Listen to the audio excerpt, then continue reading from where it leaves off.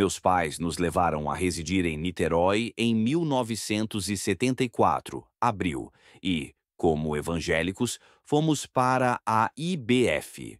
No ano seguinte apareceu um adolescente meio esquisitão, magrelo, branquelo. Naquela época não era bullying. Cabelo carancolado, castanho espalhado e queixudo. Logo a turma já o apelidou carinhosamente de Queixinho. Não podiam colocar o de queixo, porque o Enegão era o queixo da parada. Ambos se trataram logo de irmãos e riam muito disso tudo, pois ficavam um acarinhando o queixo protuberante do outro. Nossa geração foi bem travessa e muitos faziam o que era errado com maior facilidade que outros. A grande maioria, por sinal. E quem muito vigiava e sofria com isso era o pastor IMF.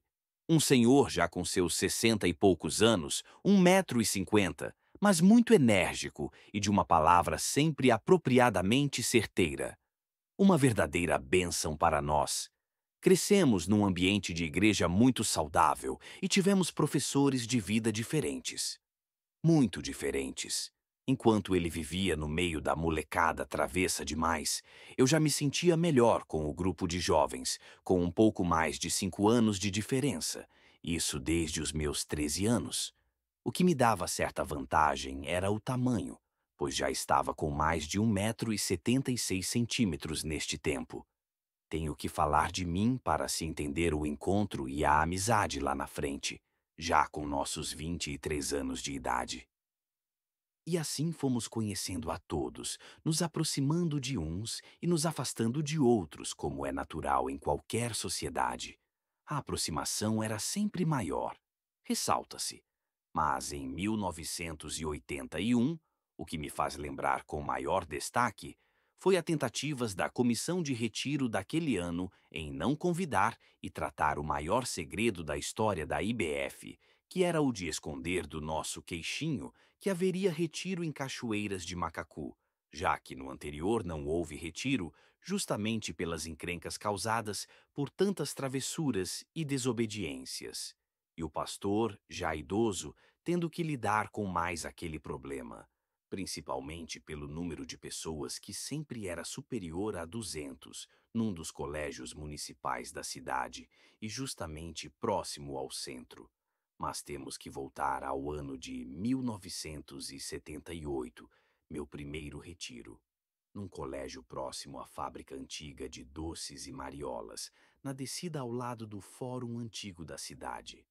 Lá também já havia um arteiro, já com seus 25 anos, que insistia em ir aos retiros. Mas era um estrangeiro velho, já que só aparecia nesta época.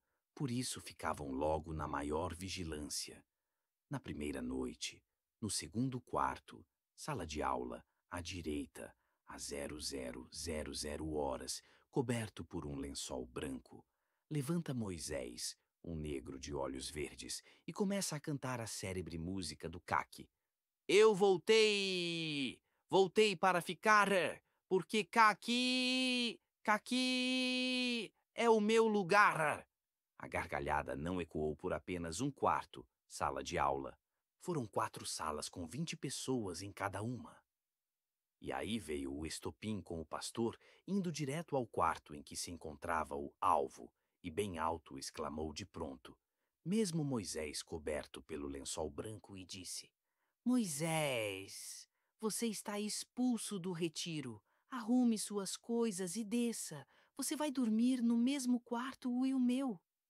Moisés nada pode falar sobre. Apenas arrumou suas coisas e desceu para novo dormitório. O recordista, esse era o mérito do estrangeiro Moisés. Certamente contou essa história por anos. Mas retornando a 1981, num sábado antes do carnaval, estava eu à porta do primeiro de 4 ônibus que nos levaria ao local do retiro. Quem vem direto a mim, e olha que nessa época não conversávamos tanto assim, e me perguntou: Esse ônibus vai para onde?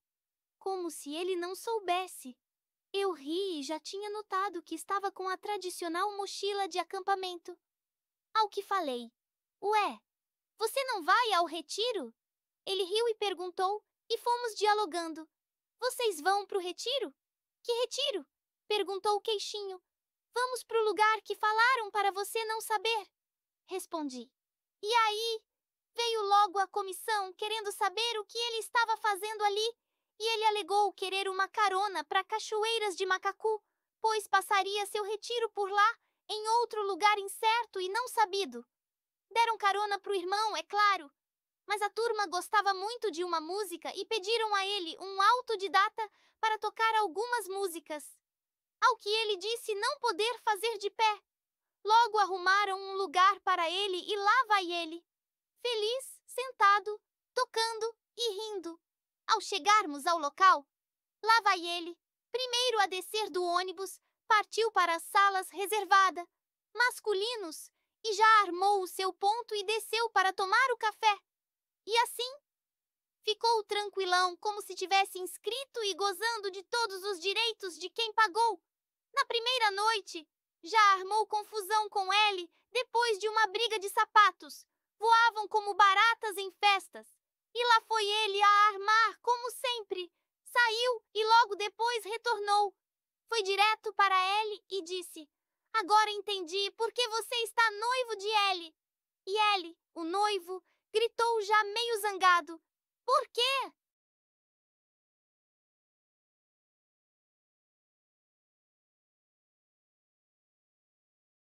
Respondeu o Queixinho.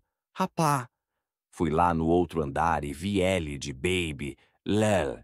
Estava maravilhosa. Mas ele não havia subido ao terceiro piso e muito menos visto alguém. Era o reservados às jovens. Foi apenas uma forma de provocar Ellie, que tinha o pavio curto demais e era um dos membros da comissão. Instaurado o caos. Ellie, desesperado, partiu para cima de Queixinho. A turma do Deixa Disso foi rápido e eficiente. Entrou em ação e os ânimos, após muita diplomacia, se acalmaram. Foi então que os membros do quarto resolveram, por ideia de gênio arteiro do Queixinho, estabelecer uma armadilha para pegar quem invadisse o ambiente. Para isso, encheram um balde cheio de água suja e colocaram bem na porta, equilibradamente. Numa das confusões de novo, o pastor foi saber o que houve. E ao empurrar a porta, o balde despencou, sendo seguro pelas mãos firmes do pastor, já que não havia dado um passo à frente. O que seria uma tragédia. Logo o pastor fitou os olhos no Queixinho e disse: Henri, que está expulso do retiro.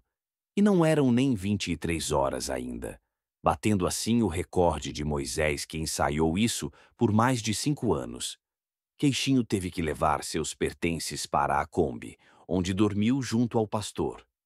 Veja, Henri, que tenho que deixar a irmã T para tomar conta de você. Dá-lhe sermão. Às 2 da madruga. Não satisfeito, Queixinho pega a pasta de dentes, passa um pouco em seu próprio rosto e espreme o restante no couro desnudo de cabelos do pastor, que era calvo. Deitou-se e esperou a reação. A Kombi estava toda fechada. O pastor dá uma levantada repentina e exclama: Henri, que... Queixinho levanta, passa a mão na pasta no rosto e exclama: Etã, pastor, essa turma não perdoa ninguém. Observação necessária. 1. Vocês não estão imaginando que o pastor caiu nessa conversinha, não é? Assim que amanheceu, queridão de todos, CM vem até Queixinho, o acorda e diz: Queixinho, arrume-se, tome café e vá embora. Queixinho olha para ele e, sem titubear, pergunta: E o dinheiro que paguei do retiro? Assim não, exclamou. CM, pego de surpresa com a reação, meteu a mão na carte, pegou o dólar. Observação necessária. 02. Tínhamos apenas 15 anos de idade, com muita irresponsabilidade.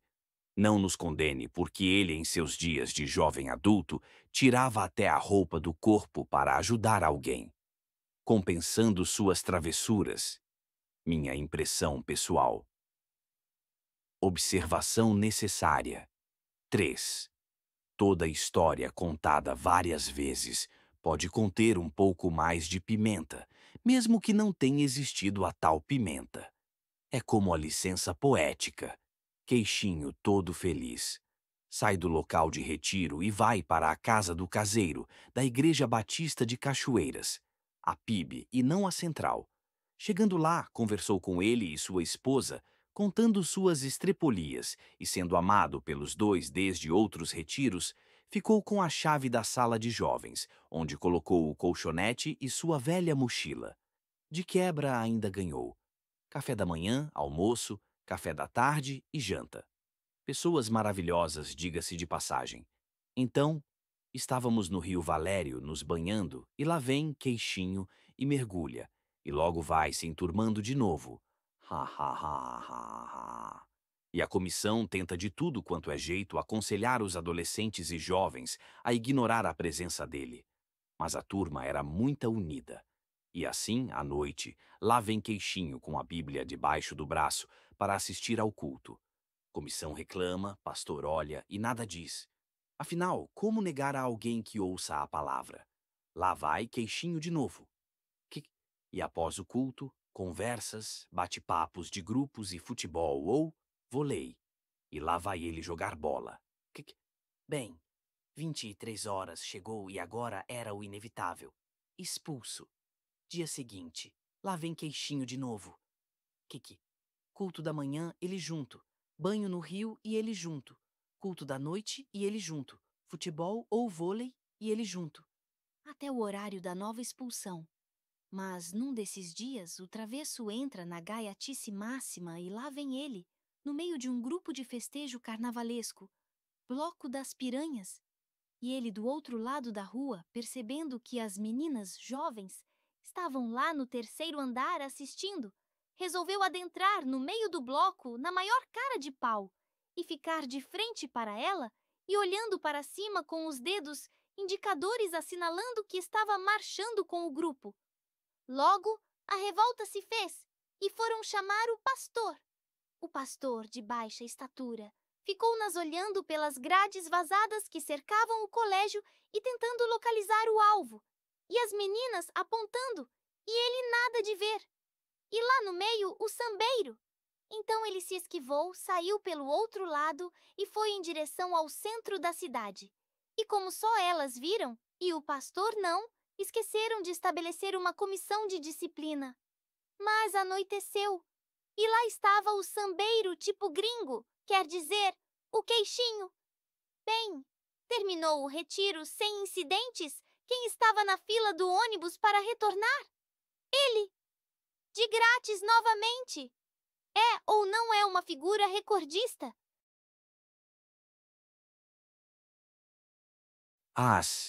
Passaram-se os anos. Servimos o quartel do Exército no ano de 1984, mas em unidades diferentes. Eu fui para o terceiro BI em Venda da Cruz SG e ele para o Forte Imbuí.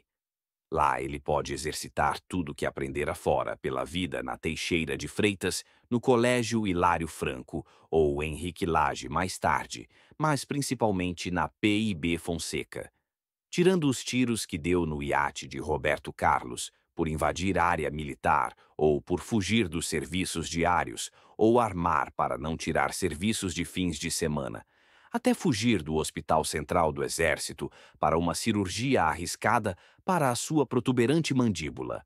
Pois é, ele fugiu, mas não sem antes, para conseguir a pretensa cirurgia, usou o nome de um tio general, que não era seu tio na verdade. Esse soldado Manhães não era fácil mesmo. Assim, o general Manhães o livrou, sem saber, é claro, de muitas enrascadas que poderiam o levar a meses numa prisão ou em detenções sucessivas. Quanto aos tiros no iate invasor, se livrou porque o oficial perguntou-lhe quantos disparos havia dado. Como disse apenas um, de aviso. O oficial pegou o fuzil e descarregou na direção da embarcação invasora. E pela conduta em defesa do quartel, o soldado Manhães recebeu elogios em boletim interno. E o melhor, dia de dispensa. Ha, ha, ha, ha. Se isso é verdade, não sei. Mas que era engraçado na época, já que invasores são sempre um risco às unidades militares. e só tivemos contato novamente em 1988. Numa noite, por volta das 20 horas, estava ele na Praça Fonseca Portela, sentado e, ao me ver, levantou-se e veio em minha direção. Sorrindo como sempre, parecia estar aliviado. Kkk. Me perguntou se podia dormir na casa de meus pais aqui no Boqueirão, em Rio Bonito. Eu logo perguntei: o que houve? Então ele contou a história. Fui expulso da casa do pai de minha namorada. Continuou. Eu dormi muito bem. Quando deu 5 horas da manhã, me levantei e fazia muito calor. O quarto ficava nos fundos da casa principal. Então pensei em tomar um banho na piscina e fui do jeito que dormi. Quando abri a porta e levantei os braços, percebi na porta do outro lado fechada e ao lado dela uma pessoa sentada na cadeira com um copo de café nas mãos. Era o pai da mina. Ele gritou logo: "Que porra é essa?" E então me expulsou da casa. Então não posso dormir lá, mas posso namorar. E riu. Kk. Bem, combinamos a hora que eu retornaria e aí chegamos à casa de meus pais. Papai olhou para ele que falou logo: "Ó, peixinho." Nunca falou queixinho. Papai deu aulas para ele no Henrique Lage, Barreto. E aí, lá vem história. Nem preciso dizer o quanto meu pai zoneou com ele. Caquici. E assim, iniciamos uma nova e longa amizade. Nota 01. São muitas as histórias do amigo CH. Mas essa, em especial, seria a que teria contado em seu velório e que a turma da amada PIB do Fonseca, em Niterói, desejava ouvir de alguém entre os mais próximos ao irmão e amigo Queixinho. Infelizmente, eu estava ainda me recuperando da segunda cirurgia e não pude ir me despedir pessoalmente. Nota 2. Devemos lembrar do longo trabalho do pastor IMF em todo o seu ministério, sua luta e suas vitórias em Cristo, já que conseguiu moldar um percentual gigante de pessoas que não se perderam e outras que foram recuperadas ao longo de suas vidas. Isso porque as mensagens preparadas durante os seus longos dias ecoaram e ainda ecoam em muitas vidas que ajudou sendo veículo do Senhor a alcançar vidas e proporcionar as mudanças que só Espírito Santo pode efetivamente produzir. Nota 3. Não se esqueçam o contexto de época e o modo de vida na região abrangente do Fonseca em Niterói e no processo pós-liberdade jovem dos fins dos anos 60. E com isso tudo, as novidades e as descobertas, além das dificuldades impostos ao país durante mais de 100 anos já na época, e mais as novidades para adolescentes e jovens no período das discotecas e da liberdade sexual. Era um período louco de transformações. Seguramente as igrejas tiveram, além de grandes revoluções, melhores músicas e conjuntos, melhores intercâmbios e tudo com maior intensidade. Ainda assim, tendo que fazer seu papel de cuidar e amparar todos os tipos de pessoas que buscavam ajuda. E fomos bem amparados. Observação principal. O presente texto só serve para a memória dos que viveram aquele momento da história ou que ouviram suas histórias e contos. Aos demais, dificilmente entenderam o contexto regional e a forma de vida e seus desafios no tempo. Abes.